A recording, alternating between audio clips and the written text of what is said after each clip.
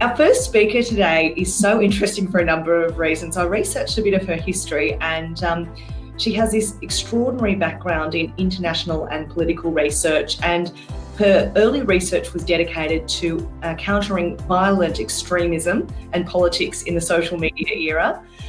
She's also got a master's in national security and counter-terrorism. Now, you might be a bit confused thinking, aren't we talking women today? Why are we talking about terrorism? Well, we're not talking about terrorism, but I just thought her background is so incredibly interesting. But today, our first speaker, as I said, lives in the southwest of Western Australia, that beautiful Margaret River region, with her husband and two young boys, where she is the CEO of an organisation who represents the interest of 250,000 rural women. So Kendall Galbraith, welcome to the Community Builders. So lovely to have you here. I'm going to jump off now and let you tell the story of the Triple R Network and your own story. Great. Thank you so much, Lindsay. Hello, everyone. So my name is Kendall, and I'm the Chief Executive Officer of the Rural, Regional and Remote Women's Network in Western Australia. Because our organisation's name is a bit long and mouthy, we like to use the acronym the Triple R Network.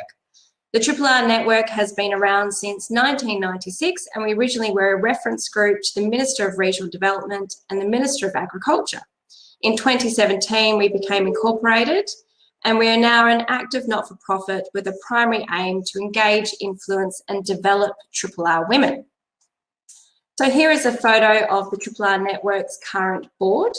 We are a membership association. At present, we have 122 women part of our inner circle, a subscriber list of 4,000, and then we have more than 11,000 following us across our socials. But more importantly, we represent the 265,000 Triple R women in WA. So here we are celebrating our annual signature event, the AgriFutures Rural Women's Awards at Optus Stadium last year. So our unique value proposition is that through women, we instill change and growth to strengthen our rural, regional and remote communities. And here is an image of women who attended our leadership masterclass. So we've had over 60 women participate in this course. This one was held at Mures campus near Northam. So since the Triple R Network stepped out of government, we've had a team that has varied in size from just the one executive officer to a team of 4, including marketing, administration, policy and research, and then a board of 8. Predominantly, all of us have worked from home at some point, or we've had a head office in Perth. But basically, it's all having women working from home in their own space and reaching out to women within our network. So in 2020, our team is down to only 1 FTE, and that's just me, plus the board. And like many others, as a result of the pandemic, we've also had to pivot our operations and are now building capacity to effectively outsource skills from within our network when and if we need them. I'll come back to the Triple R Network, but first I'll share some personal things about me, being a woman in the regions, seizing opportunity and building a career. So as Lindsay said, I live in Margaret River, the beautiful wine region in the southwest of Western Australia. I'm 3 and a bit hours drive south from Perth. I live here with my husband, Shane, and our 2 boys, Will and Jack, who are 8 and 5. So I left Perth in 2005 to head down south. I was keen to get back to the country and the simple way of things, but it has had its challenges and sacrifices, especially when you're passionate about building a professional career. Personally, I'm someone that does not sit still, always curious and thinking and wanting more, or perhaps knowing I'm capable of more. For me, there would always be regret of not giving it a go, so I decided to just get started one step at a time. So I returned to uni to complete my undergrad when I was 26, that I started when I was 18 and had since deferred. I was married the same year, had my first child the following year, and during this time I kept studying and started to take on small contracts, opportunities, and part-time work that aligned with my studies. I've had some exciting opportunities along the way. Most of them terrified me to bits, but I never said no. So here is a slide. I've had a private dinner with 15 other women and Julia Gillard. It absolutely terrified me that evening.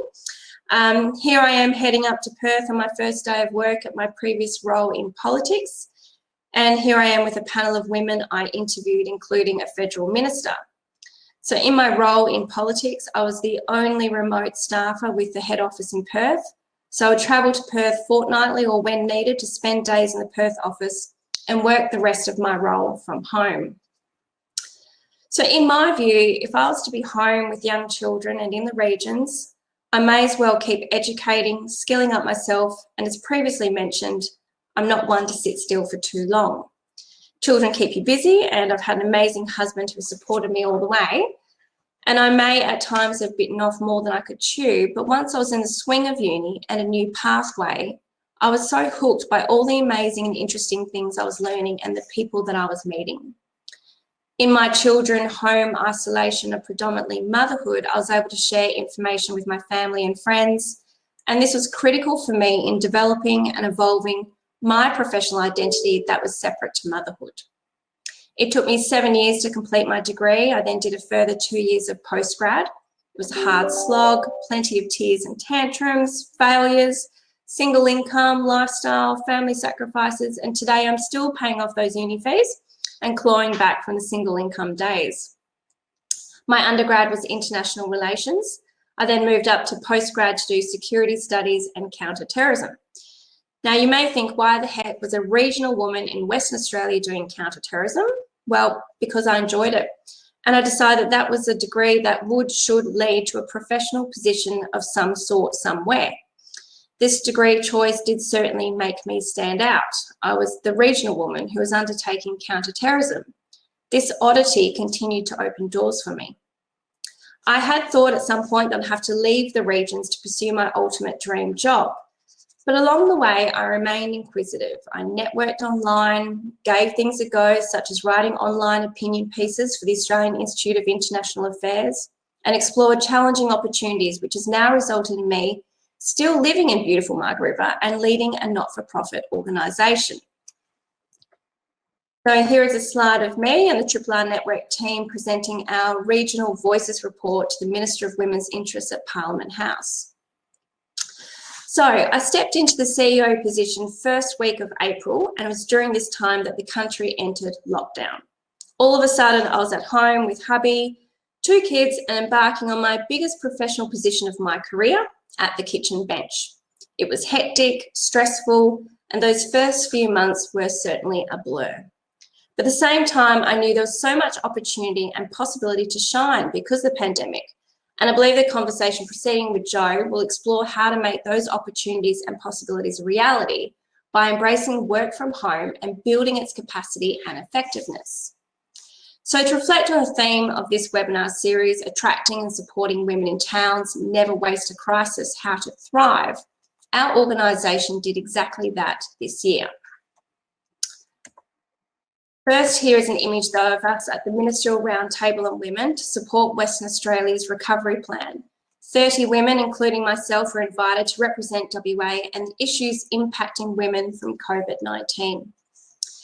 We discussed how deeply concerning the negative impacts had been, such as increased racism, unemployment, spike in mental health and domestic violence, hard-hit industries such as culture and the arts, tourism and hospitality and more. However, I am confident that the unexpected wins experienced during the pandemic, women will embrace and seize their opportunity and lead us closer to gender equality. So back to our organisation. We're essentially a place to belong for women who are largely isolated. We are a resource for Triple R women. They can come to us to meet other women, to share what they are doing. We demonstrate the beauty and the value of regional living, and it's through all of these activities that we empower Triple R women to stay true to where they live and to make the most out of it. In saying that, we understood that we had to lift our game during the pandemic when it came to sustaining those outcomes, that we had to increase our communications, we had to be consistent, reliable, we had to try new things, create opportunities for women in our network to also participate. We embraced the world of Zoom and in the process demanded our network to do the same. In fact, moving fully online should have always been our foundation of operating. That is because we represent the 265,000 rural, regional, remote women living in Western Australia. We never could afford to travel the whole state hosting networking events and conducting workshops and training. The cost would have exceeded our profits. But hey, it does take a pandemic to learn a few things. So since April this year, we have held webinars, drawing on our members to be the host, discuss their business, impart their skills and knowledge, and provide professional opportunities for them. It was the perfect time to shine a light on the ordinary regional woman when the world around them was crazy and say, hey, we want to hear from you. We then engaged in podcasts. We partnered with a fantastic duo, Generation Ag, who have the skills, expertise, and they interviewed our Rural Women Award winners over the years, a total of 12 episodes. We increased our blog storytelling, and I got on the phone and called members to chinwag about their experience, who they were, what they did every day. And it was this collection of communications that built layer upon layer in a very short time period. So whilst the world was pivoting to being online, it can never be underestimated the value and power of direct communications. Taking the time to hear someone's story, their struggle, their successes. It was those first few months into the role that I would allocate time during my week just to phone calls. And it was this investment that has paid back twice over. We then rejigged our membership structure this year to increase diversity, allow students to join the network for free. And with this change, we're now enjoying a 20% growth in membership. Prior to this membership change, our typical demographic was the 40-plus farming woman. We now have nearly an equal amount of women in the 20 to 40 to 40 to 60. And we have women in the city who are now joining us because they enjoy the connection to the regions via our network. Another layer has been corporate partners and small business members. Since increasing our online presence, we have received unsolicited memberships and have been able to achieve business partners by showing our outreach and tailoring packages for our members. Our business partners see the value in our trusted platform of women for strategic messaging. All of these changes in operations best positioned our organisation to achieve state funding via Lottery West of $100,000 by June under COVID Relief Fund. The opportunities, the collaboration, the innovation is in the air everywhere this year, or that's how it seems from my perspective. And for our organisation, it has been an unrelenting period because of it. We have been brave, we've had some wins and losses, and we're also very aware that many are becoming tired of online engagement as the year is closing to an end. And so we're now stabilising our operations and finding the right balance. What I've hoped to demonstrate today is that the regions do not need to be an obstacle for a diverse or rich experience or even a professional career. There are most certainly opportunities for women in the regions to shine, and I strongly believe there is increased opportunity compared to the metro environment. I'd like to briefly tell you about a project we've engaged in that focuses on opportunity for regional women.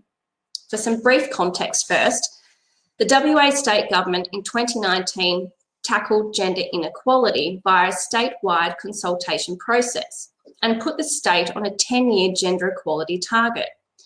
The RRR network participated by conducting 10 forums across the regions. This process suggested that there were 4 pillars to achieving gender equality. First one, safety and justice, health and well-being, economic independence, and leadership. Looking around ourselves at the time, we thought, well, we have very little women in regional leadership positions. And based on this winning formula of gender equality, regional areas may never reach it, and therefore WA will only be as strong as its weakest link. So we decided to explore the lack of women in these roles and interview women who are in these roles to understand how they got there and why perhaps they got there. This research we're currently undertaking is assisted by Curtin University. It is called Public Perceptions of Regional Female Leadership. We entered this research with the concern that there was very little opportunity for women to achieve leadership positions, and therefore there'll be a lag in achieving gender equality for women in the regions. What we have found is that women who stand out in their communities are more than likely the ones to move up the ranks in their towns. So it may start with managing the local P&C, the sports clubs, organising events, From here, the pathway for many has ended in councillor positions, community development roles, board positions, and even CEOs. So it may be the case with a smaller employer market competition compared to the cities and a willingness to be active members in your community that you will get tapped on the shoulder for something else. And each time your skills and your knowledge will develop. Before you know it, you'll look back and you'll say, I started here and look where I am now. So my final advice or takeaway for thriving in the regions for women are: always keep looking and exploring for opportunities and then seriously entertain them, even if they seem impossible. You never know, you might just surprise yourself. Networking is key, and be prepared that it starts online. By meeting new people, I was able to learn, share, improve my knowledge and be inspired. And fortunately, my experience has been that women are keen to bring you along and help. And having a different lens can be a big plus.